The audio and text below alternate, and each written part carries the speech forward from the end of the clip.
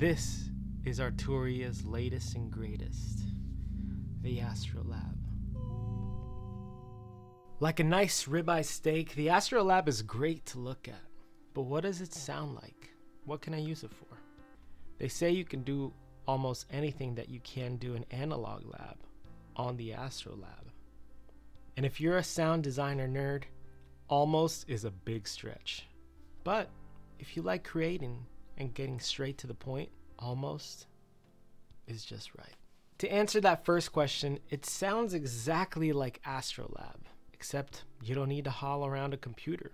There's already one in the keyboard. Just plug in your headphones to the back of the keyboard or some 1/4-inch cables into some speakers and you're good to go. Now, what can you use it for? Well, Arturia created this keyboard to go from the studio to the stage, and from the stage to the studio. So, if you are solely a bedroom producer, I can tell you right now that this keyboard is not for you. You can get the same result with a $50 Nectar keyboard, a sustain pedal, and just purchasing a copy of Analog Lab separately. And if that's you, check my link in the description. You're welcome. I just saved you about $1,000. But if you're one of those beautiful, long-haired, tight pants, hipster church worship leader guys who locks himself away in the studio and then emerges on Sunday with an absolute banger, this might be a good option for you. Unless you're a sound designer nerd. Speaking of sounds, you've been hearing Astrolab this whole time. This backing track you're hearing right now was created using all of the sounds that come stock on the Astrolab, except for the drums. I don't like Arturia's drums. Or I don't like the drums that come stock on the Astrolab. Now these sounds are thanks to the Astrolab, but this video is brought to you by Sweetwater. Sweetwater sent me the Astrolab to review, and specifically for a case use on praise and worship. They have no say on what I can and can't do. So if I want to make fun of the Astrolab, I can. If I want to hype it up, I can. If you didn't already know, Sweetwater has sales engineers that are specifically catered to helping worship directors and pastors find the ideal AVL tech that they need for their worship ministry. So if you haven't already checked them out at sweetwater.com/worship. Thank you, Sweetwater, for picking this channel to partner with. Now, if you want to get to the nitty-gritty on creating, what do you think about this pad? It's pretty nice, right? I wonder what it would sound like with some piano on top.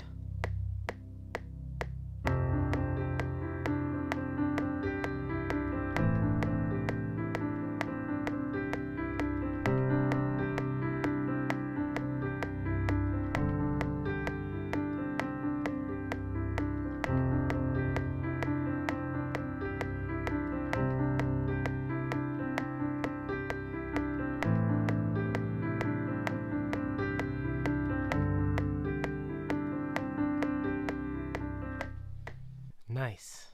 That's very beautiful. What about some bass?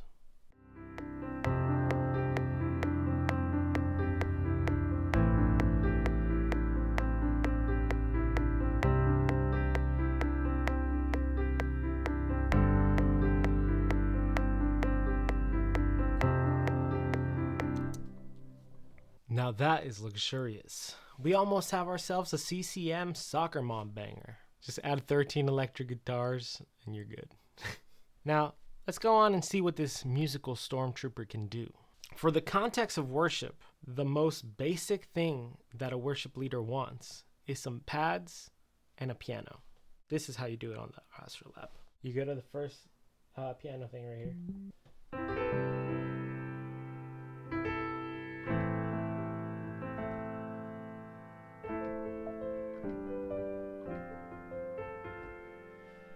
Now, here's the thing. You can split, you can add a part.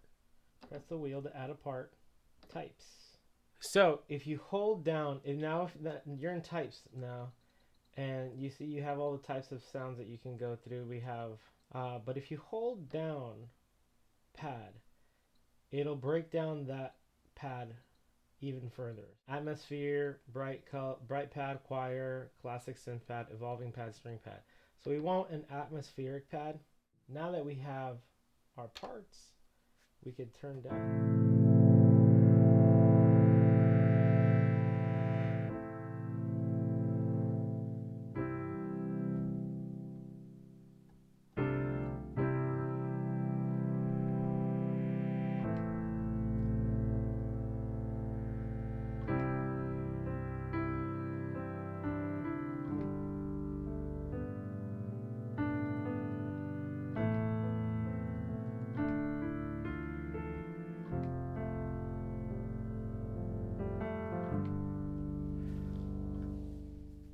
That's how you can layer a piano with a pad. It's super easy to make parts in this. You could even split the keyboard so that part of it is a pad in one hand, and the other hand you can play the keyboard. If you're the only person on your worship team, you can split it so that the lower hand is literally a bass, and then the other hand you're playing the melody. Let's add some arpeggios. This is how you do it in this keyboard. Now, arpeggios may not always be used in worship, but you're looking at the Arturia, which is not a typical worship keyboard. So let's take a look. So we were over here in piano. Let's now go to keys. And I'm going to use Autumn Spirit.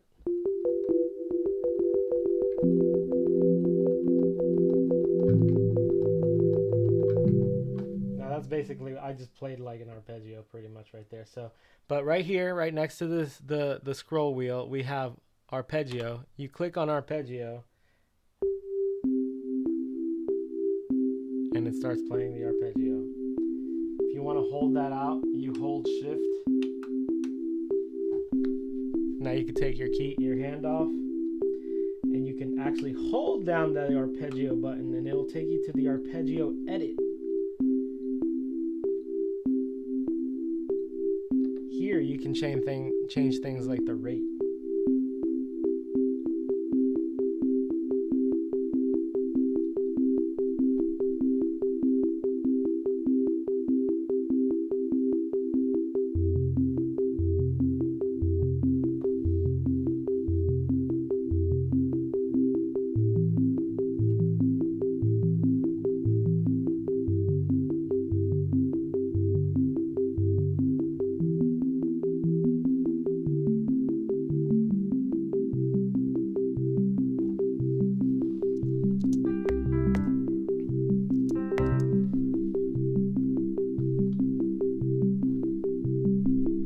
Now, I'm not touching it, and it hasn't stopped playing it. You turn off the arpeggio, and it just holds out the chord. Boom. That's how you do arpeggios on the Astrolab. Now that you got your arpeggio, you can start messing with macros.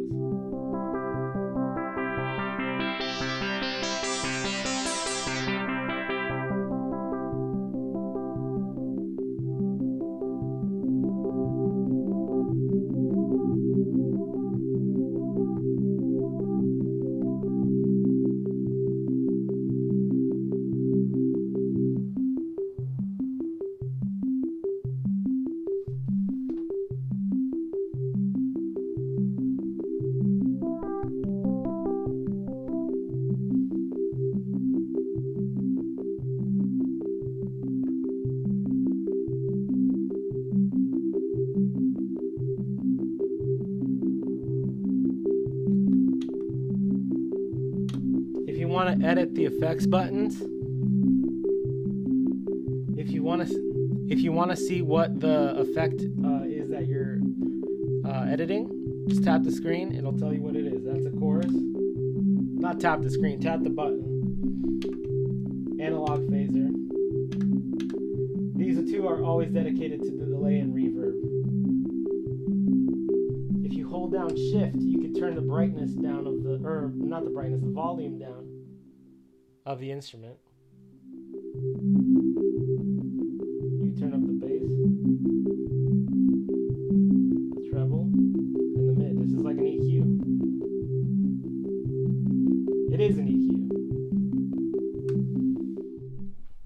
I say you got all your parts and you want to add some drums. Well, you could use this as a MIDI keyboard as well. It would be one very expensive MIDI keyboard though.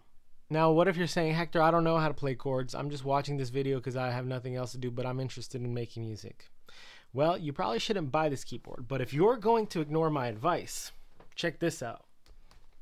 You could do this with the Arturia. You see this little button right here? It says chord on it. You press that, and you press. Now you have a chord. And look, the lights on the LED lights on the keyboard lit up to tell you what notes are being played. Now, let's check to see if this is okay. So it's not playing according to the scale. It's just playing major notes. Now, what if you want to actually play in C major? You go here. Actually, you don't even need to do that. You press shift, chord, and now it's in scale mode. And you see some of the lights turned off. So now it's showing you only the keys, which in this case it's all the white keys, that are in the key of C. So it'll only play that. When you press an A, it'll play an A minor, which is the 6 of the major scale. F, G. Now tell me you aren't inspired now. Come on now. And that way, you have the keyboard LEDs lighting up, telling you what you can and can't play in that scale. You learn your scales that way. It's telling you the chords with the lights. Now you know music theory. When you're ready to start taking things seriously, take it off chord mode, take it off scale mode, and now you got yourself a nice piece of hardware, man. You got yourself a nice keyboard that you can take to your church. You can go to a gig at the bar. And you have quality sounds on the keyboard. Now, come here. I want to talk to you. Now, if you're one of those sound nerds that I was talking about earlier, this keyboard's not for you. But you already know that. You've seen all the review videos that there are on this keyboard. And you know that you don't get the sound design capabilities that you do in Analog Lab on this keyboard. This keyboard is for gigging musicians. Gigging musicians, church musicians, songwriters, you name it. Guys who want to learn how to play the keyboard, they're already songwriters, they're already musicians. They just want something that works, that's out of the box. They might have gotten a free trial. They might have gotten a light version of Analog with their Keylab Mini 25. And they're like, man, I love the sound of this thing. I wish I didn't have to have my laptop around every time I want to play this thing. You get this thing, you put it in your living room, you invite your friends over. Your friends have an acoustic guitar or a cajon, whatever. You guys come up with songs. You didn't even have to be on the laptop. You just pulled out your phone and boom, voice memos. Now, say you do that. Say you do that. Say you do buy that the keyboard for that specific reason because you don't need to have the computer around. Say you come up with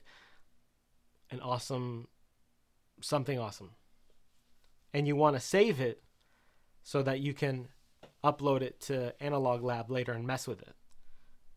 Here's how you do that. Let's take it off chord mode first of all, and scale mode. Say you're just messing with this, the autumn keys thing.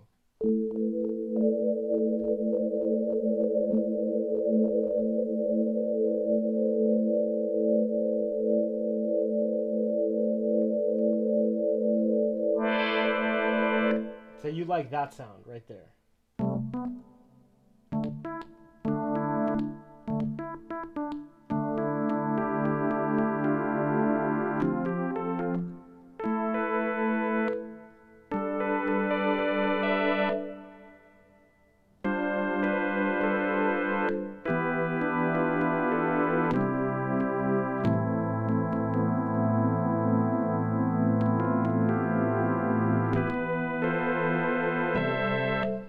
That's the sound that you like. That's the sound that you want. That's the sound that you want to use in your song that you made.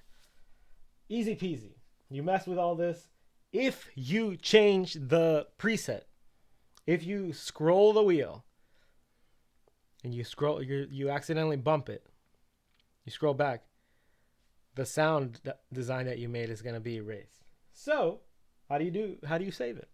Well, you hold down shift and you press playlist, this button down here, boom, save as, you name it whatever you want to name it, and then you press down to hit confirm, and hit confirm, and you saved it. Look, I'll show you what happens.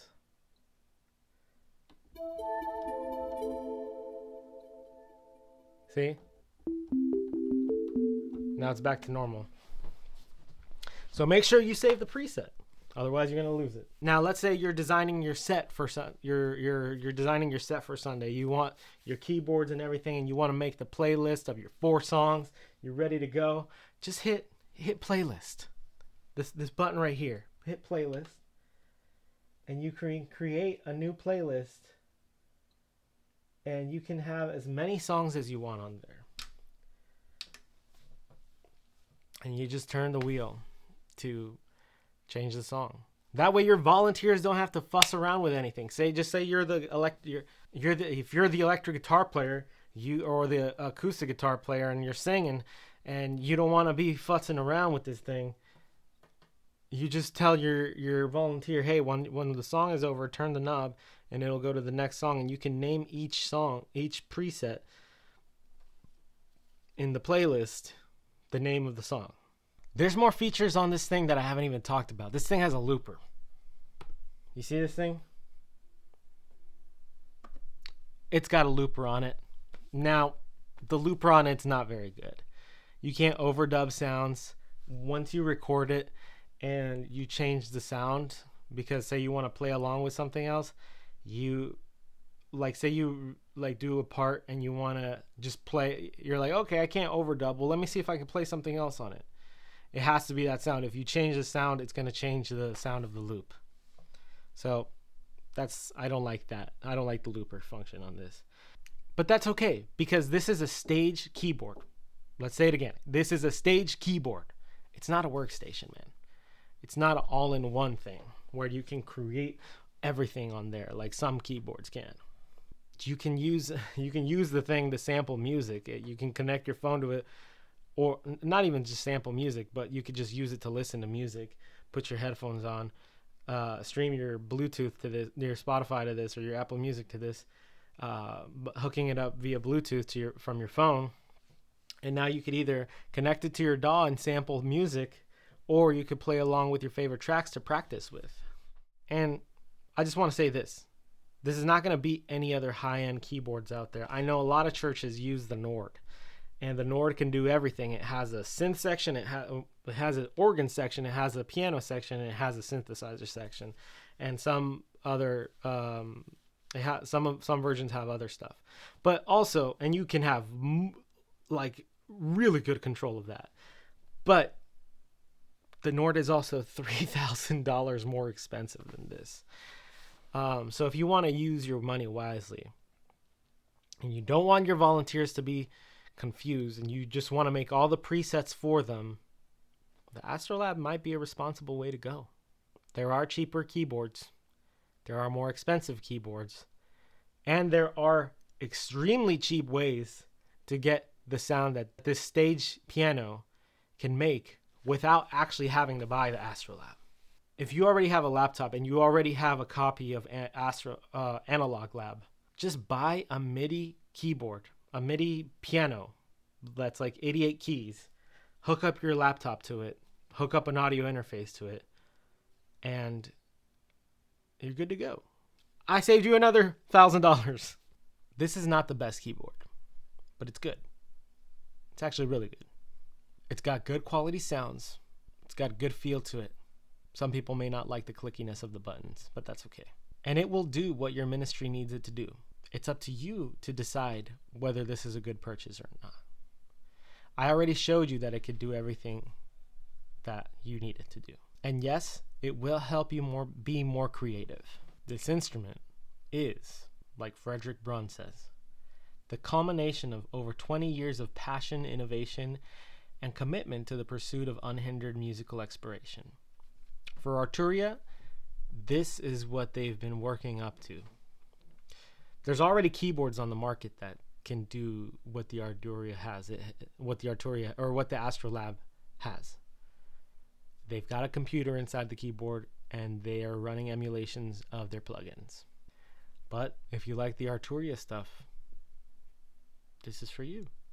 So if that's what you need, give the Astrolab a shot. Click this video to see me using the Astrolab to create this song. My name is Hector Ramos. Don't forget to subscribe, hit the like button, and give me your thoughts on the Astrolab in the comment section in the video. See you in the next video. Now I'm out. Oh, boom.